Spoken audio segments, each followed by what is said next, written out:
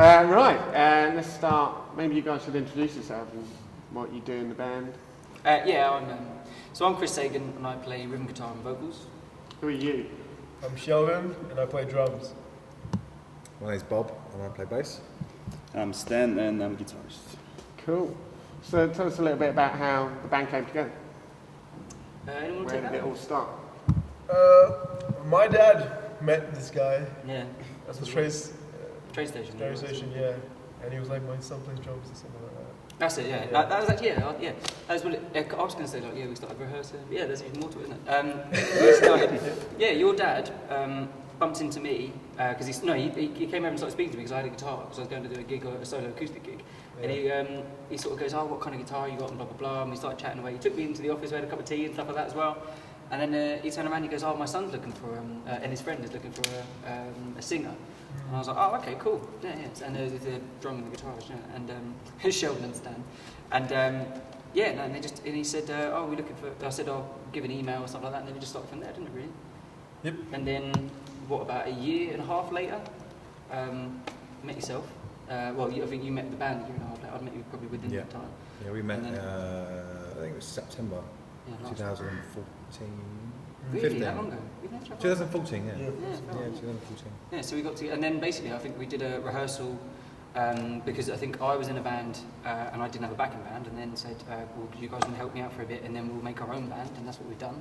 But then we had Nick, didn't we, on bass for a bit, and then you did a rehearsal because you were filling in. Yep. And then that was it. I think we all just turned around and said, this is the band now. Sounds good. And then that was it, wasn't it? So it just kind of came out of an agreement that we said from the beginning, but it kind of came out quite naturally anyway, because we were making so much, some pretty good tunes outside of the Chris Sagan project. But Yeah, I think that's when it sort of started, the Far Sounds Full, like, beginning of it, Yeah, when we're just jamming around, yes, Chris Sagan project, we're coming out with material we play now, so I think that's sort That's of it, how it came out. So it's just kind of worked and you thought, yeah. got something here.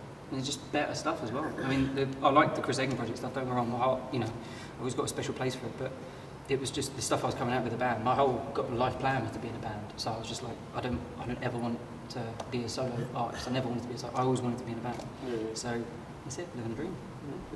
You say that was your entire life goal. Is that the same for the rest of you? Is it something you've always wanted to do? Yeah.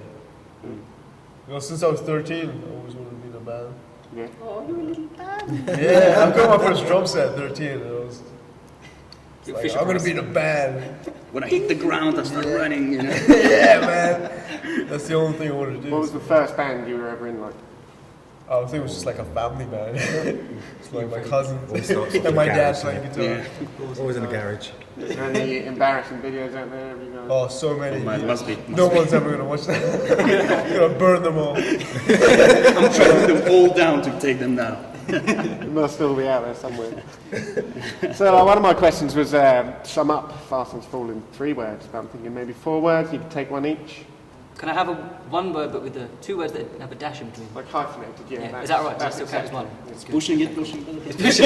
I'm allowed using my English. No, I think hard working would be what word I'd use. Hard working. Hard working. Nice. What would you say? Epic. Epic. Epic. I'd say eclectic. Awesome. Awesome. Awesome. You're pretty awesome. So you're a hard-working, epic, eclectic, awesome band. That's the That's plan. pretty good. It's like 14-year-olds Not a like bad us. tagline. I think we've always gone for that big sound. So we want that kind of big stadium sound. We're essentially planning for the stadium, aren't we, really? And whether we get there or not, that's, why not shoot for that? Do you know what I mean? Why not aim for as far as you can go? Do you know what I mean? And that's pretty much as big as it gets, really. Do you know what I mean? So I think the idea was we'll make every song as if it would sound good in the biggest venue possible. Do you know what I mean? So I suppose that's where the word epic comes from. Yeah. Well, I always like movie soundtracks, and I always wanted our songs to I wanted to hear it like in a cinema, with a huge sound. That's what I want to hear. Fast Sounds Full in IMAX. Yeah, Oh yeah, right there. Justin Bieber did it, we can do it. We're just sitting there doing the Lord of the Rings soundtrack whilst it's playing. It's a live soundtrack. From Parsons. Nice. You're So who, welcome. bit of a classic music journal question, who do you consider to be your biggest influences, both as a band and personally? Go from this time. It's pretty easy for Shall I me. It's add? Led Zeppelin. It's all the way. Zeppelin. Oh, yeah. Since I was around the same age, like 12, 13, Stairway to Heaven. And yeah, after that, it's just blues, jazz. You know, since then. So I'm a big hard rock and metal fan. I was 9. Well, yeah. But my dad gave me the 7-inch single of Run to the Hills by Iron Maiden when I was 9, yeah. and that was like, it just blew my mind. So obviously Steve Harris was a main influence for bass, and Mike Inez from Alice in Chains. Love Alice in Chains. I think as a band, it's definitely got a blues rock kind of sound to it. Obviously Zeppelin, and it's cool. Yeah, it's definitely true. I think it's true. What about yourself? I always liked like Nirvana, and, like Dave Grohl. It's like he's basically the godlike genius, you know. So he's just awesome at everything. Nicest guy in rock, isn't he? So, Yeah, I say yeah, Foo Fighters pretty good. yeah, And Nirvana's for sure. yeah. Definitely. For me, I'd say the biggest influences were probably, I don't know, Sound of Music. Yeah, that works for them. No, I get that. yeah, too. Yeah, I thought so. Good, that's what Mainly the nun outfit you wear. On this is all decked out in green turbo. No, for me, I'd say vocally, and to be honest, artistically, musically, I had a big Britpop, influence when I was growing up. But then laugh. But then later on in life, I think I got introduced to someone called Jeff Buckley, and I think Jeff Buckley for me, is one of the all-time greatest artists that's ever, graced the airways. I think because he's just a guitar, but he just changed my life big time. He made me stop wanting to be a guitarist and just a guitarist, and then I wanted to be an artist as well, like with someone who was artistic anyway. And I hopefully I would eventually earn the name artist. I think hopefully eventually, but then see how that goes I suppose. But then for me it's such a unique album that he anything music that he made was so unique. I just wanted to be like that really. I think his vocals were incredible. He could just fit any genre. Don't really get much better than that. But then later on, he led me on to people like Led Zeppelin, Nina Simone as well, people like that, Johnny Cash and stuff like that. I hated country music until I came across, someone like him, Jeff Buckley, and then Bob Dylan as well. I was always quite a fan of Bob Dylan, but Jeff Buckley, I'd say, would be one of my main influences. It's quite a bit of a mix there, particularly like you guys, and then yours is quite different. Do you think that sort of mix comes across in your music? Like, do you think there's bits of everyone's influences in there? I'd say so. I think it's more the style of playing. Yeah. Obviously, Stas, you can definitely tell that you're a blues player by the way that Stas writes. And I just hit the drums as hard as he I just can. hits hard. I suppose with my way of playing, it's very Billy Sheehan. I draw influence from him and Cliff Burton. Instead of Ooh, like wow. it is. Yeah, exactly. Yeah. So it's, I think it comes together really well. I think so. It's, yeah. I think that's why it comes that well, because like from influences from Jeff Buckley to Iron Maiden, for example, the way you sing is like clear, but we can go heavier, and it's just good mix, I think. Yeah, and it's that eclectic sense of style. And I think as well, we're not afraid of experimenting with different sounds and different styles of playing as well. So it's because there's an eclectic mix between the four of us, it works really well. I say so, yeah. I think vocally, I don't try to be anything really.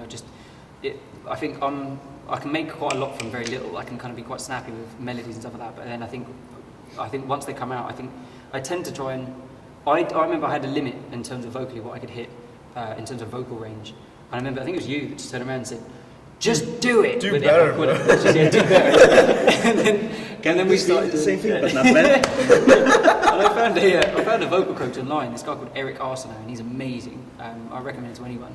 And he was just, he helped me kind of find the top end of the range, and then just kind of went from there. But then I found I was like kind of bleeding into the falsetto a bit, and I do that on a few of the tracks. So I think they're definitely a Jeff Buckley influence, but I would never put myself in the same universe as Buckley, Jesus. I mean, as any of them, to be honest, Led Zeppelin, Iron Maiden, anyone, to be honest.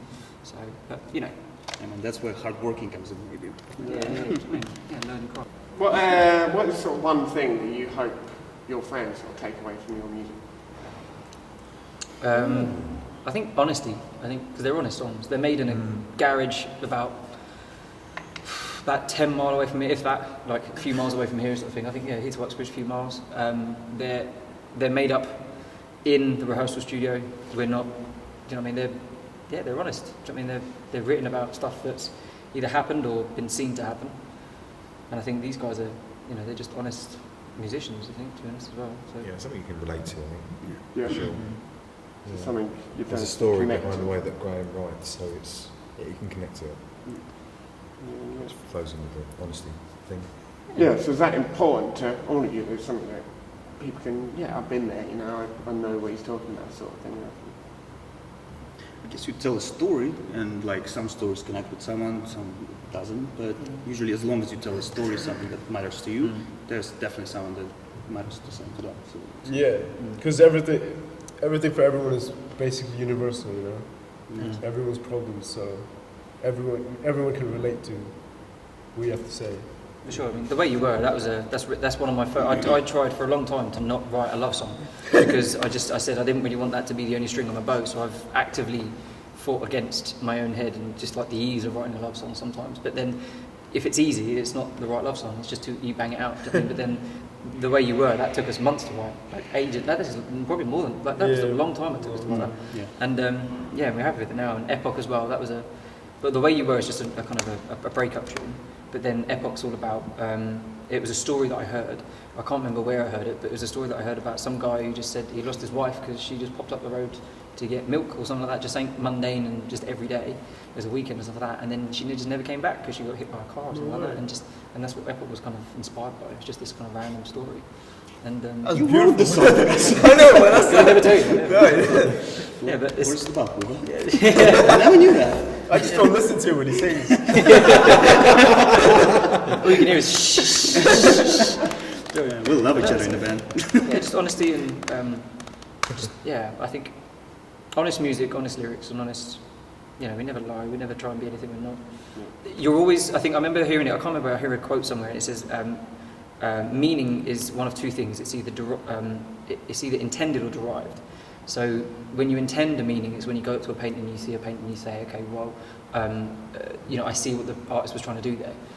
But when it's derived, it's like I don't really see what the artist was trying to do, but this is what it means to me. And I think I like the idea of just doing both all the time. So when you write a song like The Way You Were, I hope people take from that you know, breakups are hard. You know what I mean? And you know, they're not easy on you, and it's hard. There's no guidebook on how to break up with someone, and also when. Do you know what I mean? It's how you feel at the time. But then the other songs as well. You know, I just hope they take something from that can maybe help them a little bit. I suppose that'd be nice. So, what do you think the future holds for Far Sons Fall? What do you hope the future holds? Just more hard work, more music, more writing, more recording, more of this, more filming. More gigging. Yeah, More the gigging. next sort of few months are going to be gigging. Yeah. Quite a bit, yeah. Quite a lot. I think that's the immediate future, and I think the overall future is just, I think we're in a bit of a transition time at the moment. I think between the stuff that we're releasing now in terms of the EP, it's all being recorded and it's been recorded and it's being mixed Been mixed as we today. speak. Actually, it's been a remix after we dug the figurative bottom out of it Yes. by re-recording. But yeah, it's good. But it's still worthwhile. But then we're in a bit of a transition time at the moment. We're kind of going a bit like harder rock. I think influence as a band. I think we've kind of got the Queens of Stone Age. You know, we want to kind of go down that route a little bit more. Yeah. Don't we? Like kind of, like harder rock. Heavier, to be Just a bit honest. heavier. Yeah. To get like best parts of two worlds. You know, when we go a bit folkish acoustic and get a bit more heavier with that. I think You're like Hannah Montana, best of both. Yeah, we're going to get some. I love like Hannah Montana. I know, right? I've been filming it. Must be the I've been go-to. telling all the time. It's ice, man. It's like Definitely. It's the accent, it's the beard. it's a beer. Definitely. The You should start drinking, man. Uncanny. You don't want to see This is that. what Hannah Montana looks like after 20 years of drinking. Flags and a beer and a cigarette. Just put out pictures before, after. It's Hannah Montana regrets. That's the name of the show. Things I should have done.